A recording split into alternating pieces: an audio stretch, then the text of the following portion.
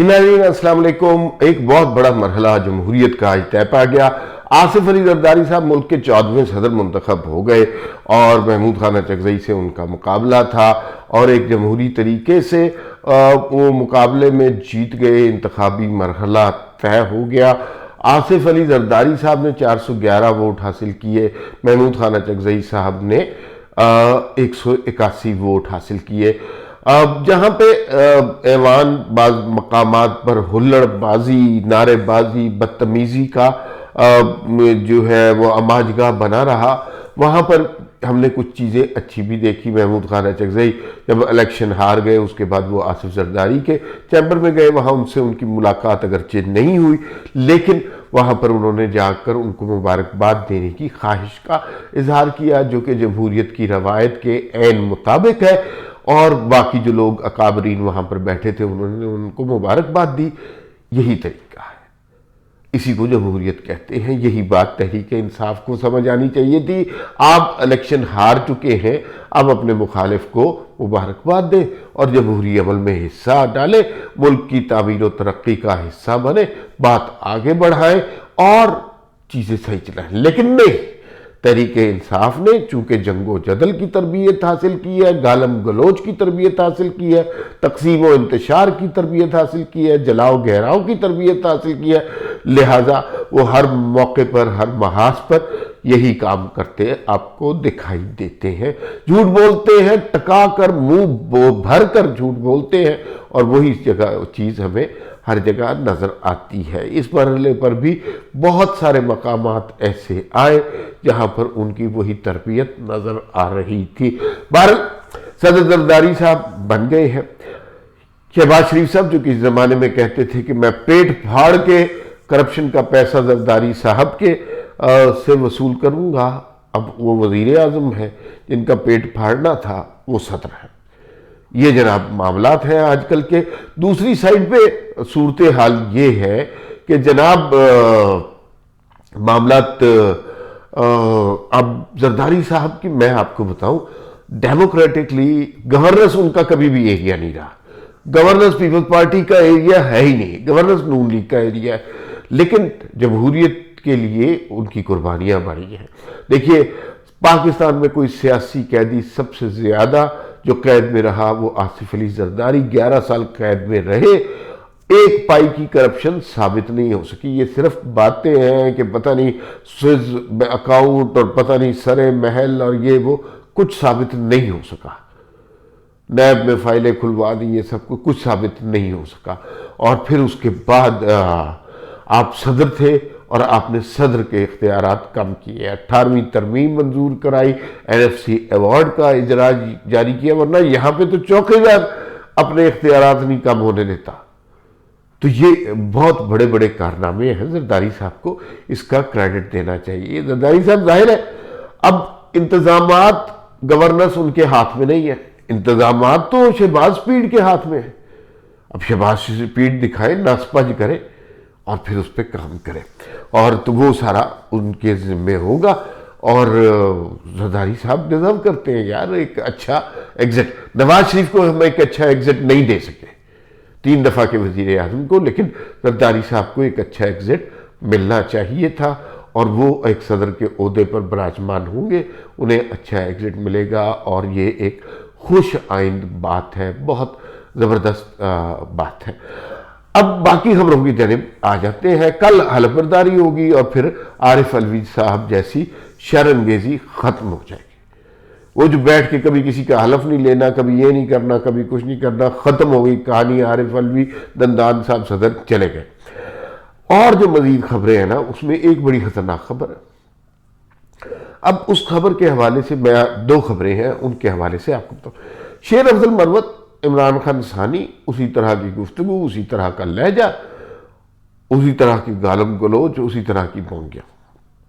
انہوں نے کہا کہ مریم نواز نے مجھے مارنے کے لیے کسی کو $1,00,000 دے دیے، اور اس کا انہوں نے دبنگ طریقے سے اعلان کیا۔ پھر اس کے بعد شاندانہ گلزار صاحبہ کو FIA نے طلب کر لیا۔ انہوں نے کہا جی کہ ذل شاہ کو پتہ نہیں گاڑی کے نیچے کچلنے کے لیے مریم نواز نے کوئی حکم دے دیا کہ 3 دفعہ کچھ لیں. اچھا اتنی تفصیل سے بتایا. اب یہ ہے فیک نیوز کی انتہا. یہ لوگ یہ کرتے ہیں کہ اس طرح کی کوئی خبر اڑا دیتے ہیں اور اس کی تحقیق تفتیش پر آپ کام شروع کریں, اس کے حقائق جمع کریں, FIA کو بلائیں, سائبر کرائم ونگ سے بات کریں. جب تک وہ بات کریں گے اس سارے عمل سے گزریں گے, اس کے بعد اس وقت تک یہ 100 خبریں ایسی اور کریٹ کر دیں گے. پاکستان کی سیاست کا اس وقت سب سے بڑا المیہ مرض اس وقت یہی ہے. یہ صرف پاکستان کی سیاست کا مسئلہ نہیں ہے, یہ اس وقت پاکستان کی ریاست کا سب سے بڑا مسئلہ ہے. یہ فیک نیوز, ابھی پچھلے دنوں ہم نے ڈیجیٹل میڈیا اور فیک نیوز کے حوالے سے وی نیوز نے ایک سیمینار بھی کیا اور اس میں تمام سین وائسز جو ہے ان کو بلایا گیا. مثلا اس میں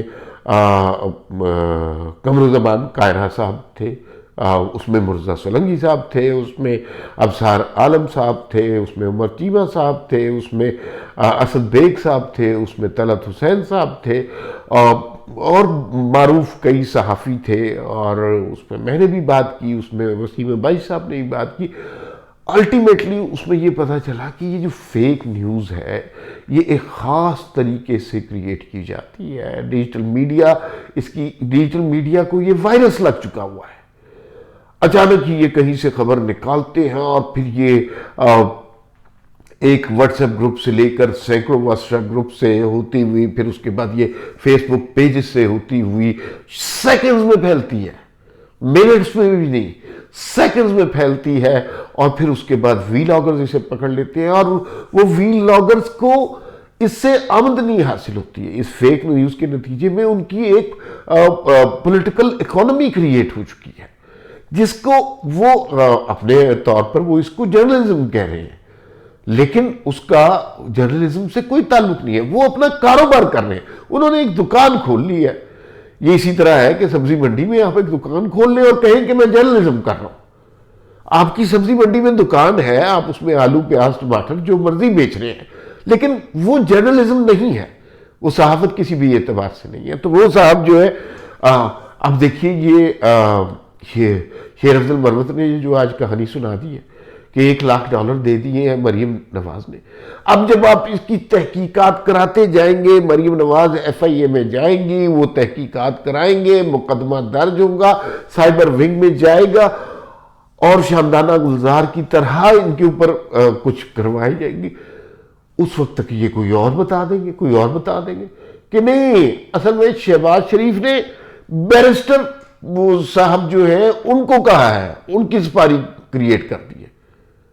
تو یہ تو کوئی سلسلہ نہیں ہے. اس کا واحد حل ہم نے جو سیمینار کرایا اس کے اندر صرف اور صرف اس کے لیے سپیڈی قوانین بنائے جائیں. جتنی جلدی یہ جھوٹ بولتے ہیں اتنی جلدی قوانین اور قانون نافذ کرنے والے اتنی تیزی سے اگر عمل پیرا ہوں گے تو پھر یہ معاملہ ٹھیک ہوگا. اگر اس کے اندر دیر کی گئی, اس کے اندر تاخیر کی گئی, انتظار کیا گیا, 4 گواہیاں اس کی ہوں گی, 8 گواہیاں اس کی ہوں گی, پولیس والے یہ رپورٹ درج کریں گے, فلاں پرچہ ہوگا, فلاں جج آئے گا, یہ سلسلہ رکنے والا نہیں ہے. 10-15 لوگوں کو سزائیں ہوں گی تو پھر یہ سلسلہ رکے گا. اور دوسرا, جن لوگوں کے یوٹیوب چینل فیک نیوز کی وجہ سے معروف ہے, جیسے وہ عادل راجہ اور مہدی وغیرہ تھے, ان کے چینل بند کریں نا. پاکستان میں جن کے چینل بھائی کروڑوں روپیہ وہ کما رہے ہیں, انہیں کیا سچ یا جھوٹ سے, تو پھر اس سے انسپائر ہو رہے ہیں بچے. ظاہر ہے بچوں کو کیا کہ بھائی ان کو کیا کہ سچ یا جھوٹ ہے, ان کو پیسے مل رہے ہیں.